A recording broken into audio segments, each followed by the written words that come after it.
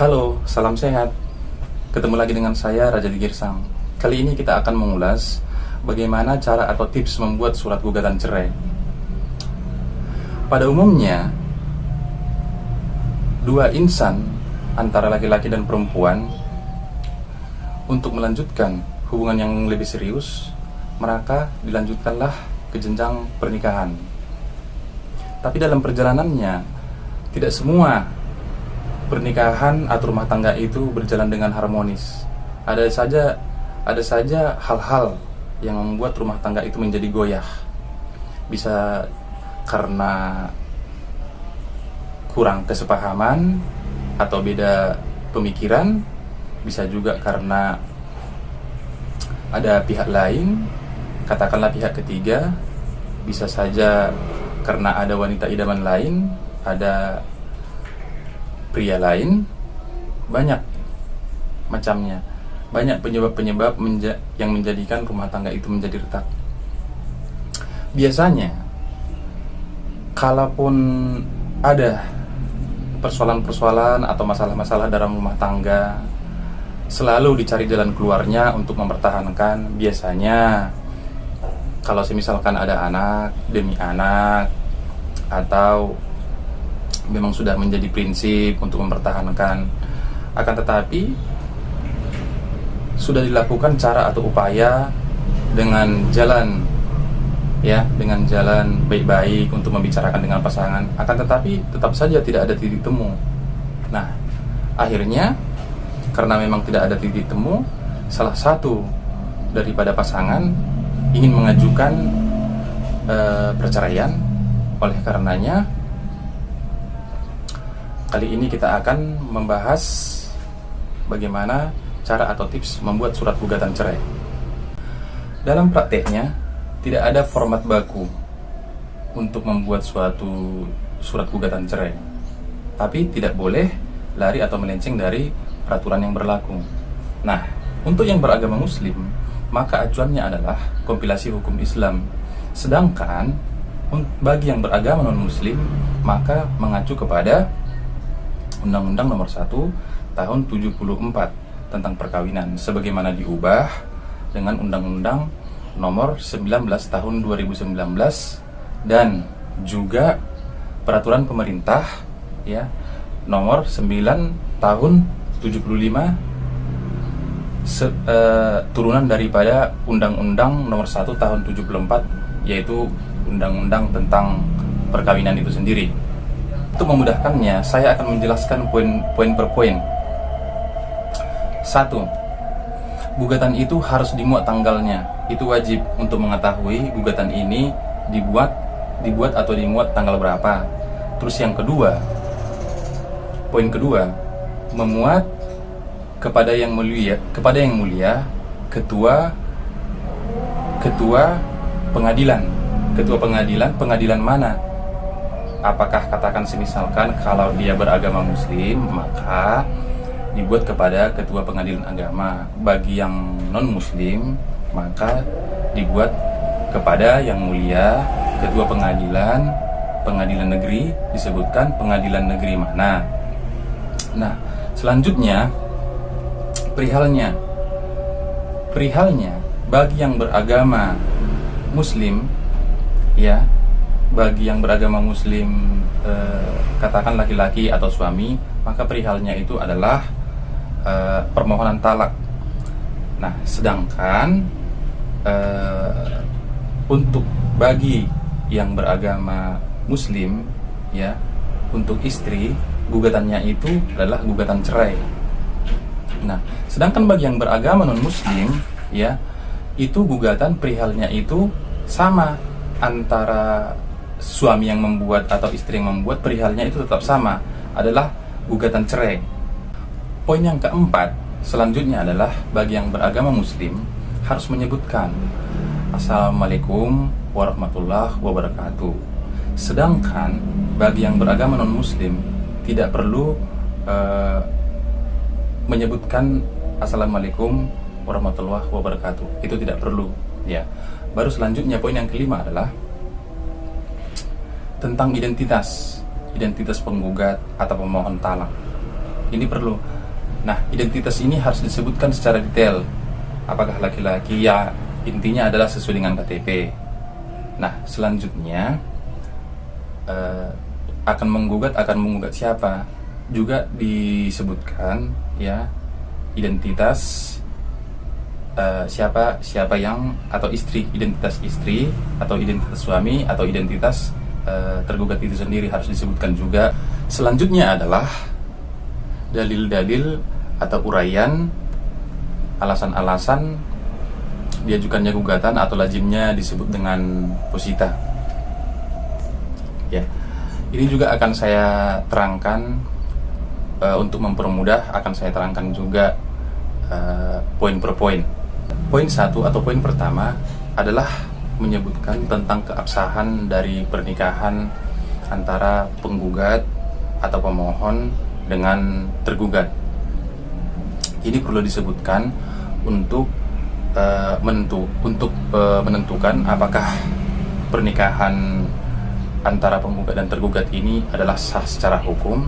Ya, dicatatkan di mana bagi yang beragama Muslim, ya kutipan akta nikah itu adalah yang dikeluarkan dari KUA, sedangkan bagi yang beragama non-Muslim itu dari pencatatan sipil. Nah, poin selanjutnya adalah menyebutkan tentang dari hasil pernikahan, ya apakah ada anak, maka dari pernikahan itu disebutkan melahirkan ada berapa anak. Kalau misalkan 1 atau 2 disebutkan secara rinci namanya, identitas anak, ya umurnya atau tanggal lahirnya itu juga harus disebutkan. Namun apabila tidak memiliki anak maka tidak disebut. Poin selanjutnya adalah menyebutkan bahwa setelah pernikahan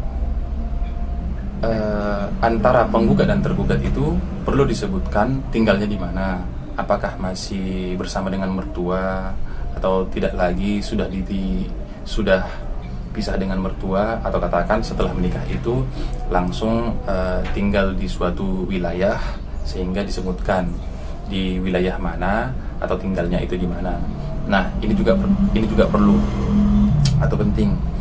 Nah, baru kemudian poin selanjutnya adalah menyebutkan bahwa antara pernikahan penggugat dan tergugat, ya di awal mulai dari pernikahan itu perlu juga disebutkan bahwa pernikahan selayaknya bagaimana rumah tangga pada umumnya adalah hidup bahagia, harmonis. Nah, kemudian poin selanjutnya adalah alasan tentang perceraian. Nah, biasanya di dalam praktek yang menjadi alasan suatu perceraian itu lazimnya adalah pertengkaran secara terus-menerus. Nah, maka disebutkan pertengkarannya seperti apa.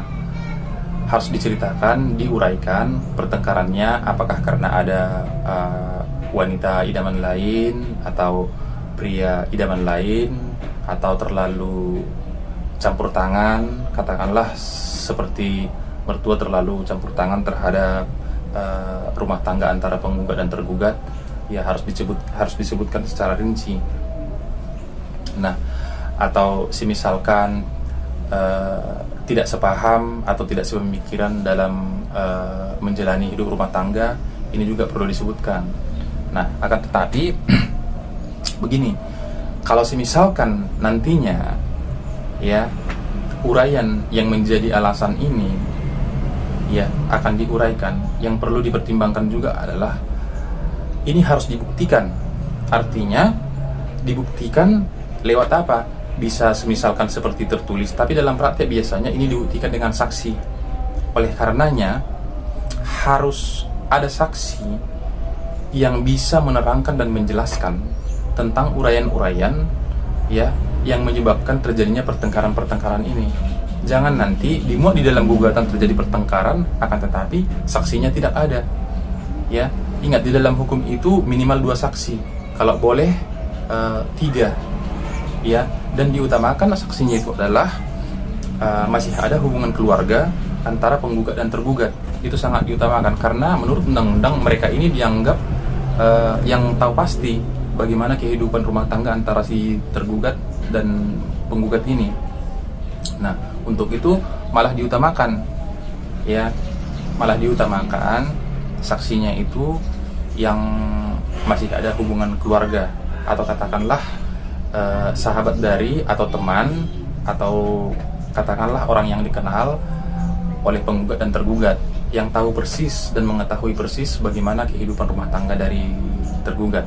Jadi uraian dari alasan pertengkaran ini atau uraian dari alasan-alasan penyebab perceraian ini ya harus dibuktikan dengan saksi. Itu minimal adalah 2. Akan tetapi kalau boleh 3 orang saksi akan menjadi lebih bagus untuk membuktikan dalil-dalilnya ini. Kemudian poin selanjutnya adalah tentang puncak pertengkaran. Ini juga perlu disebutkan supaya bahwa di dalam gugatan ini ya menunjukkan bahwa memang terjadi pertengkaran secara terus-menerus. Nah, sehingga perlu disebutkan tentang puncak pertengkarannya, kemudian diuraikan bagaimana puncak pertengkaran antara penggugat dan tergugat ini. Ini juga sangat perlu. Nah, poin selanjutnya dari puncak pertengkaran ini, ya, apa yang sudah dilakukan atau upaya apa yang dilakukan oleh si penggugat atau si pemohon. Nah, itu juga disebutkan upayanya itu adalah upaya katakanlah upaya melakukan perdamaian atau mengundang keluarga atau berusaha tetap untuk mempertahankan. Nah, ini perlu juga dikatakan atau dimuat seperti itu supaya terlihat bahwa memang penggugat atau si pemohon talak ya itu sudah berusaha ya semampu mungkin berusaha untuk mempertahankan rumah tangga antara penggugat dan tergugat ini. Poin selanjutnya adalah karena telah terjadi pertengkaran secara terus-menerus ya, maka rumah tangga ini tidak boleh lagi dipertahankan. Nah, lalu kemudian poin selanjutnya adalah masalah tentang biaya hadanah bagi yang beragama muslim ya, kemudian biaya nafkah. Nah, itu disebutkan ya apakah dimintakan atau tidak, itu akan disebutkan. Selanjutnya poin selanjutnya adalah mengenai tentang petitum. Nah, mengenai tentang petitum ini adalah tentang apa yang dimintakan. Nah, poin tentang petitum ini yang paling utama adalah ya, 1, wajib mencantumkan mengabulkan gugatan penggugat untuk seluruhnya. Nah, selanjutnya yang kedua menyebutkan tentang talaknya. Ini bagi yang beragama muslim. Nah, bagi yang beragama non muslim maka disebutkan tentang kutipan akta nikahnya, disebutkan ya nomor berapa, dikeluarkan oleh siapa ya. Selanjutnya putus karena perceraian ya, seperti itu. Nah, kemudian selanjutnya adalah menyebutkan ya apabila yang mulia majelis hakim ya berpendapat lain, maka mohon keadilan yang seadil-adilnya atau ex aequo et bono.